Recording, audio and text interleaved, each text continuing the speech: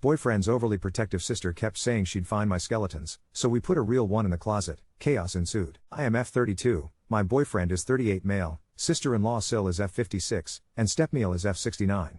How do I put this? My Sil thinks I am obnoxious. She's my BF's eldest sibling and very protective of her baby and also very religious, so her baby dating, pantsuit wearing, neon-colored hair having, bisexual atheist feminist with 2 moms was a lot for her to take in. Over the 3 years my BF and I have been together, she has only been more vocal about it. It did first start with small snarky comments, but now it's full in-your-face criticism. It got worse when he moved in with me as we aren't married.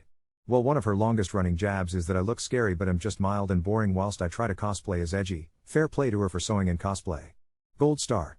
She's evolving, unless I have any skeletons in my closet. I am a happy person and have little issues with laughing at myself, so I always just laugh it off when she says she will find my skeletons in my closet. It was my birthday recently, so we have everyone over, and when my BF went out for decorations he returned with a plastic skeleton and held it up with that "we're so immature but you're in, right?" look on his face and said, "You thinking what I'm thinking?" And fuck me, I was. This cheeky asshole was giving me an offer I couldn't refuse and I laughed and said, "You son of Sith, I'm effing in," so we set the trap. Well, surely enough, Sil was busy telling anyone who would listen that we're unmarried, sleeping in the same bed, I smoke weed, she could smell it. The usual, and I ignored her, and then she went on about me cosplaying as edgy and not being an authentic person, and someday she will find my skeletons in my closet. My BF started to laugh and I said, "Oh, you didn't notice?" And walked her to our coat closet near the front door and opened it. There was Skeletor the skeleton propped up against the corner.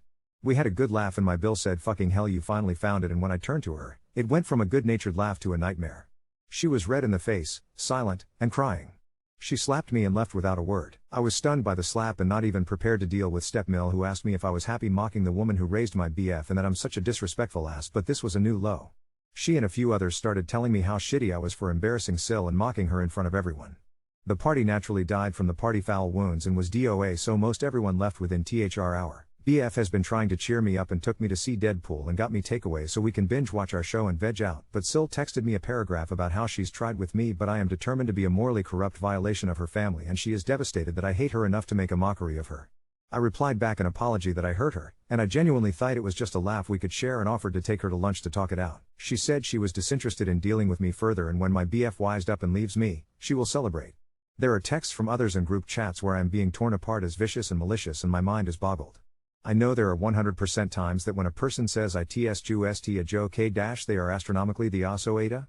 Mary Moose 923 Your Sil did help raise your BF, but he's not her baby, he's a grown adult living his own life. Your BF needs to talk to his family about this, admit it was a mutual idea to put the skeleton in the closet, and let his sister know that slapping you is completely inappropriate.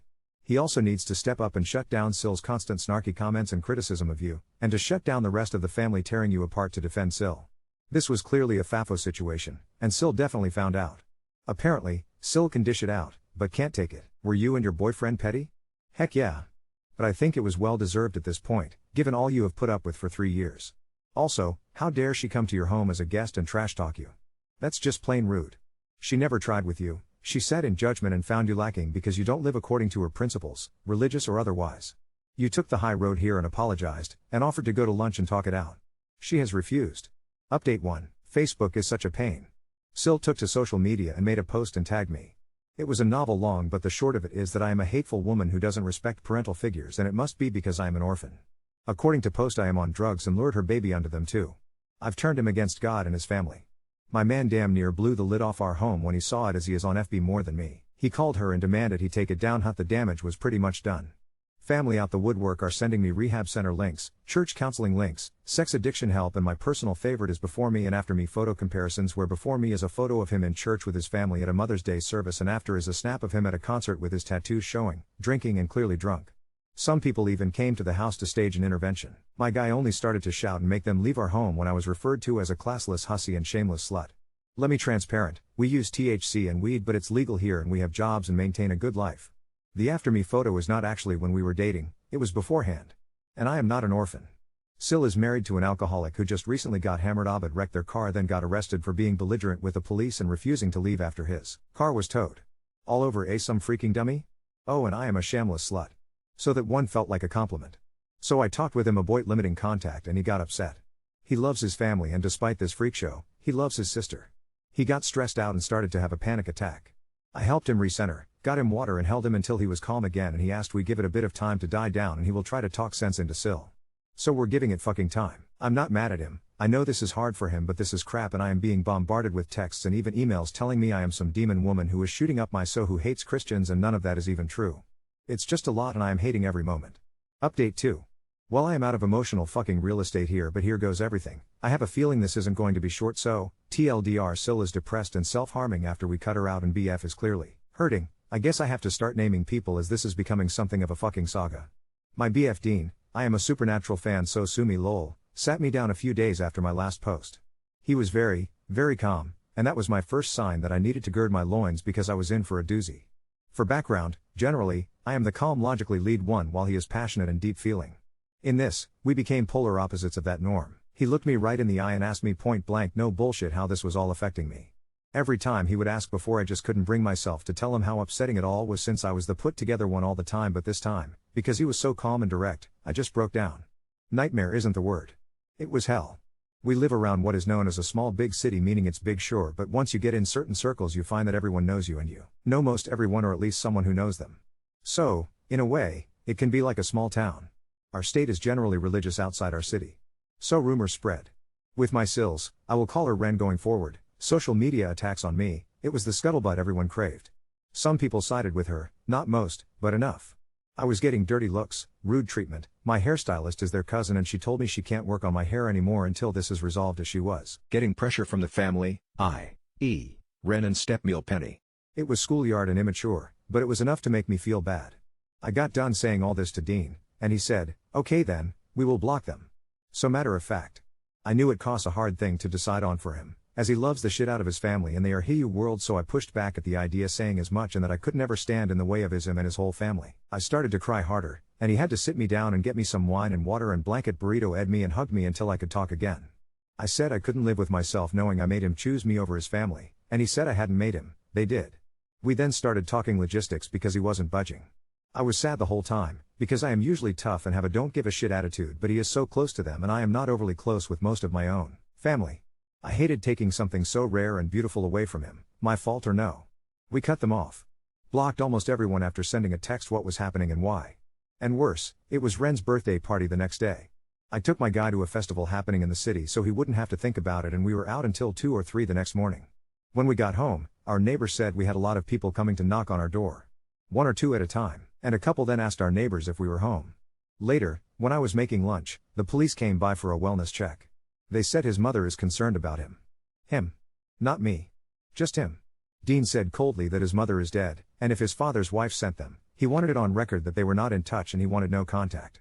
Penny was at our door by dinner.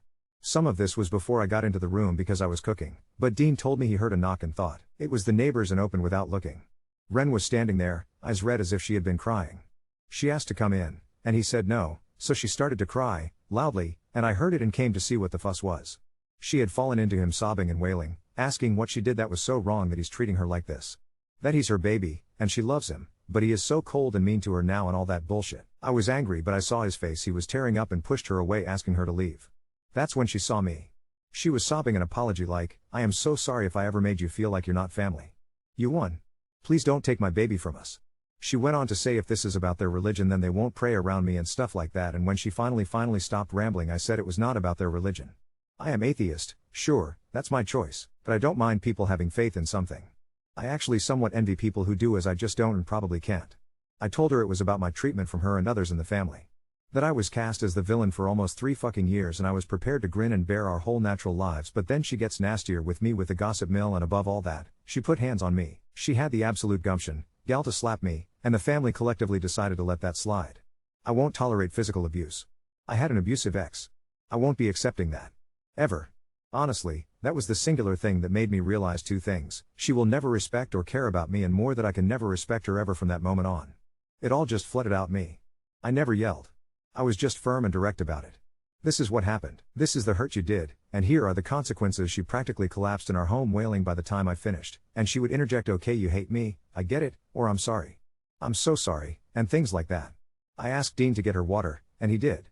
When he returned and handed her the glass, he said she should drink something, and she shook her head and said that she couldn't. We asked her if she hurt herself getting to the ground, and she just got really, really calm and wiped her eyes and had this weird frown, tears still streaming down. She told us that she came to apologize, and she apologized, but we've been clear we don't want anything to do with her or the family, and that breaks her heart. She can't eat or drink anymore because life is not worth living knowing Dean hates her. Dean shook his head but said nothing other than don't mistreat yourself like that, that's not fair. Then she just walked through the door and said that I won, he's mine, and to please take care of him for her. The moment the door closed, Dean started to cry. I tried to comfort him, but he pulled away. He said he isn't mad at me or anything, but that was just a lot, and he feels like shit. He told me he knew she was being manipulative but he almost wanted to take her apology because it's just been so hard and he knows she will spin this somehow to make us look as callous and hateful as possible and his father would be ashamed of him. A week goes by, and Dean has cheered up a bit. He apologized to me for crying, to which I said he never has to apologize to me for his feelings or crying or anything like that, and that I am proud of him for being rational in an entirely irrational moment. He is making friends and picking up hobbies where family events would be like instead of mass and Sunday dinner. He goes to shoot hoops with a community group. He signed up for a patch on the community garden, and he's been taking the time he would usually take to hang out with Penny and help around the house to volunteer at the animal shelter down the way from our home. He came home this past Monday in a bad mood. He was honest that he was upset and would be bad company, so he needed space, so I obliged and went out with a friend. When I came home, he asked me to sit down and said he logged into social media, and a friend messaged him a post that Penny made about Ren, asking for prayers. Ren was severely depressed and had quit doing much of anything according to the post, and she was suffering from the heartbreak of her life, but they didn't explain what that was. This friend of Dean's comment if there is anything we can all do, and Penny replied pray and nothing more. Yesterday rolls around and Bill Teddy calls. He's not blocked or cut off because he's been having our backs, to tell us Ren is in the hospital as she tried to take all of her meds at once. She's been asking for Dean. I told him that she's in the hospital, and he can go to her if she wants, and I even will go with him or not depending on what he tells me he needed, but he refused to go. He's been blue ever since, and I'm worried. Ren is practically a mother to him, so I know it's hard. I feel like shit because this is really all because I agreed to some stupid joke to fire back at hers. Normally, I would just say these are manipulation tactics, but to down pills out of spite is some next level commitment to the bit, and I feel like I've really shattered my man's world. I don't know if I need to give him time, or sit him down right now, or up our therapy, or take him on a vacation or fucking what. He's my person. I hurt when he hurts. And we're fucking hurting right now. Update 3. We've endured a lot from his family at this point, from them calling into my job to complain about me, to the police coming by because I'm abusing him. I won't make this another War and Peace manuscript by typing all that happened out, but it's been a lot. Dean got a job elsewhere in the state. It's been a roller coaster for him. We talked it out and he accepted. He doesn't want to be near family anymore. Well, that Medusa of a woman found out and Teddy told us she's throwing a fit.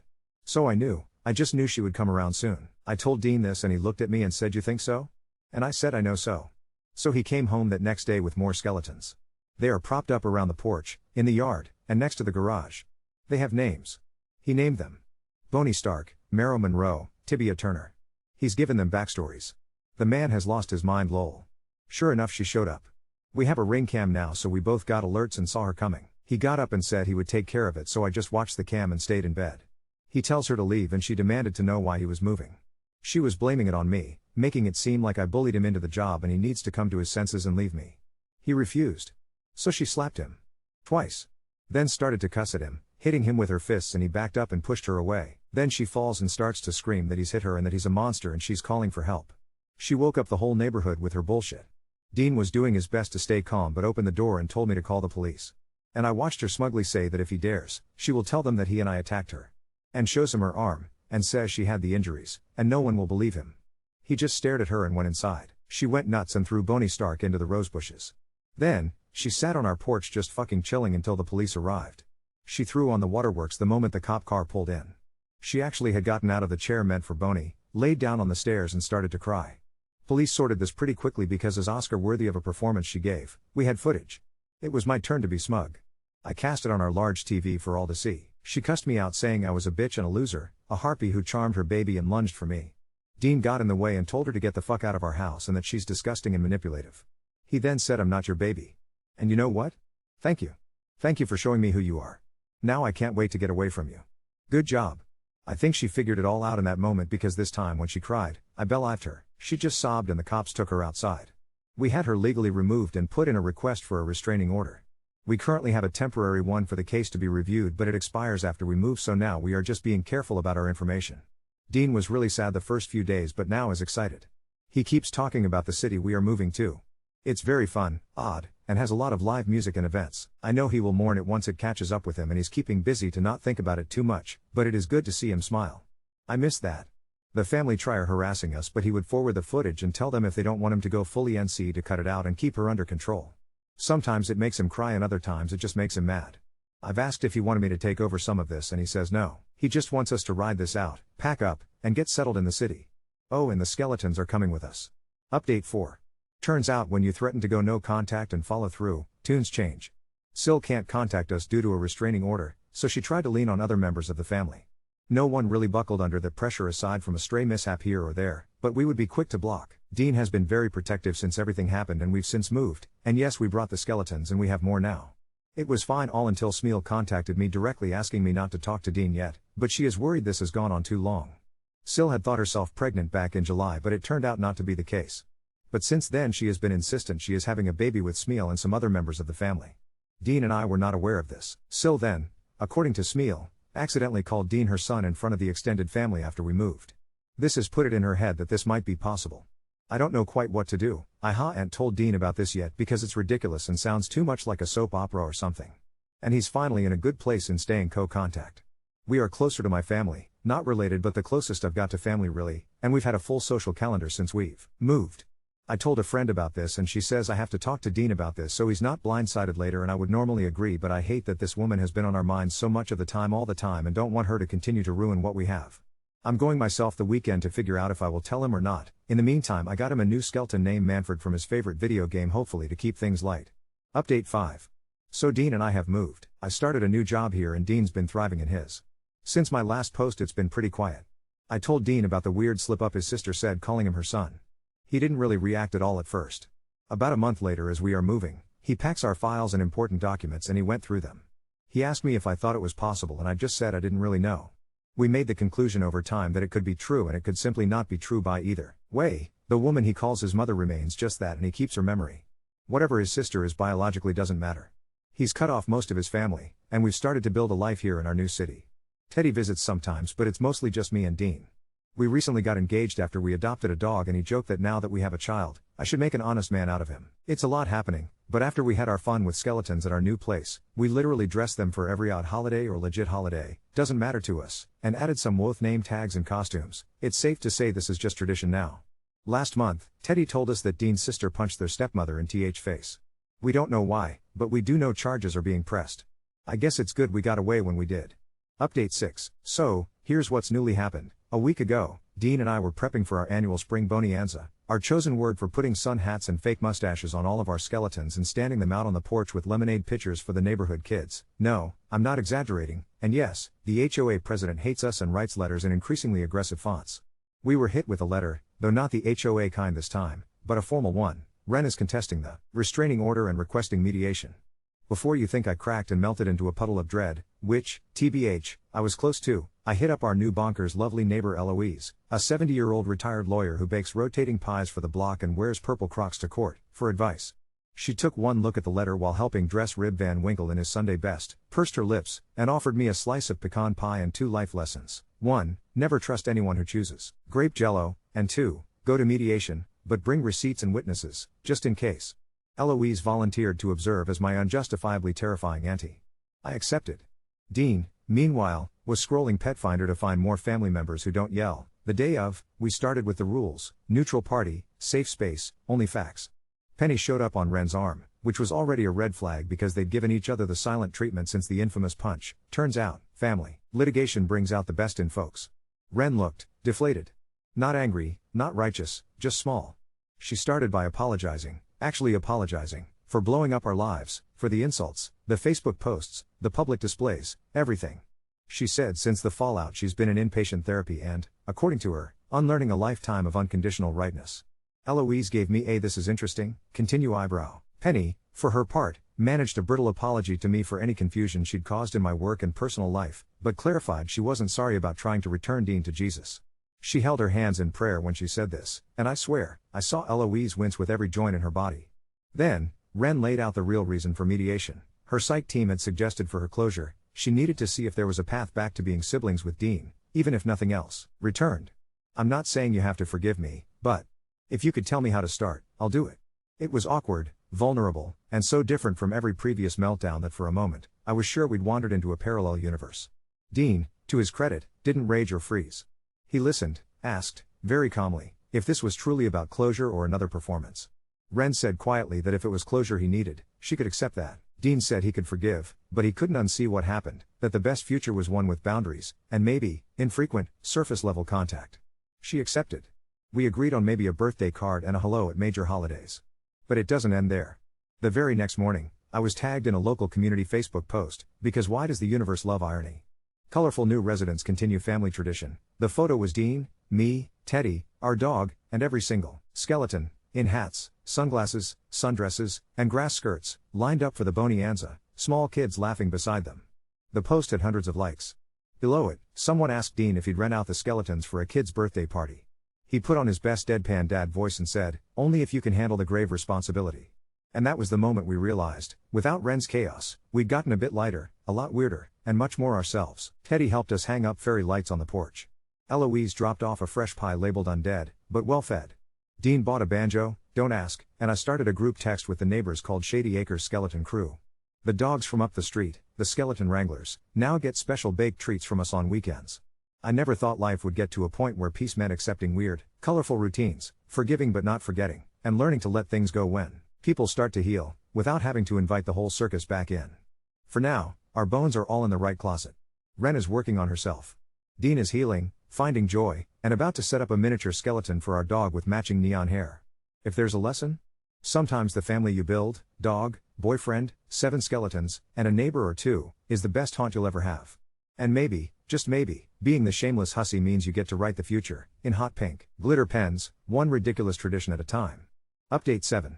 So if you told me 4 years ago I'd be hosting a neighborhood skeletons and scones social featuring a dog in a glow-in-the-dark ribcage vest and an actual local news van, I'd have said you were higher than our Halloween skull chandelier. Yet here we are, and somehow it all feels, well, exactly right.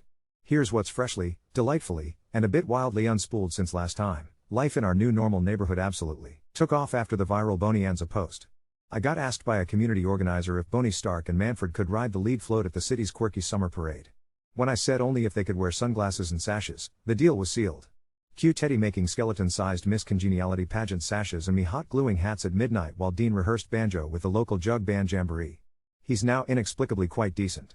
I'm both proud and slightly alarmed. In the midst of this, Dean got a handwritten letter, a real one, postmarked, which stopped us cold. It was from Ren. I'll be honest, my stomach did a somersault the second I spotted her handwriting through the envelope window. Dean opened it with me at his side.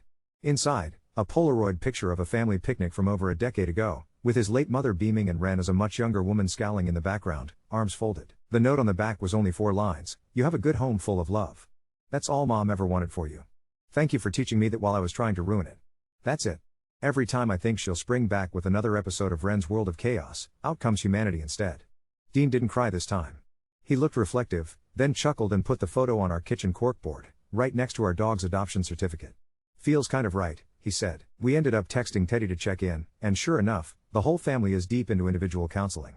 Ren moved in with a cousin 2 counties over, is no longer on Facebook, and according to Teddy, spent her last family dinner acknowledging, out loud, that sometimes she's been the villain and she's trying to break that cycle. Penny, ever dramatic, threatened to move to a mountain retreat to pray for everyone, but so far just switched churches instead. Meanwhile, our little crew has become an institution. Eloise, bless her crock-wearing soul, organized a Skeletons for Safety sidewalk patrol. Okay, so it's mostly 6 grandmas in visors gossiping over scones, but hey, property crime is down. Our address is now locally known as That House, which is an upgrade from classless Hussey's Lair, if you ask me. More recently, though, the real unexpected twist, a flurry of invitations started arriving in our inbox, asking if we'd share our chosen family's journey at a local festival about acceptance, joy, and rebuilding. Turns out, that Facebook post had a ripple effect. Some families who saw themselves in our story, in-laws, step-families, queer families, all of it, started chatting with us online or waving from across the street. We decided to agree, on our terms.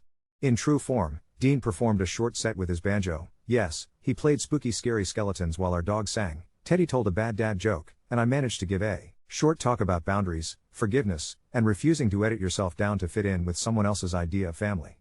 I may or may not have worn my shameless hussy pin from Etsy. The best part was how many oddballs came and said, thanks for showing you can throw a boundary without throwing a bone. The only even faintly sour note? The very next day, Dean got a generic text from an unblocked number. He scrolled, then handed it to me. Your family seems so happy. Maybe I can learn something from you. Just sign Penny. No threats.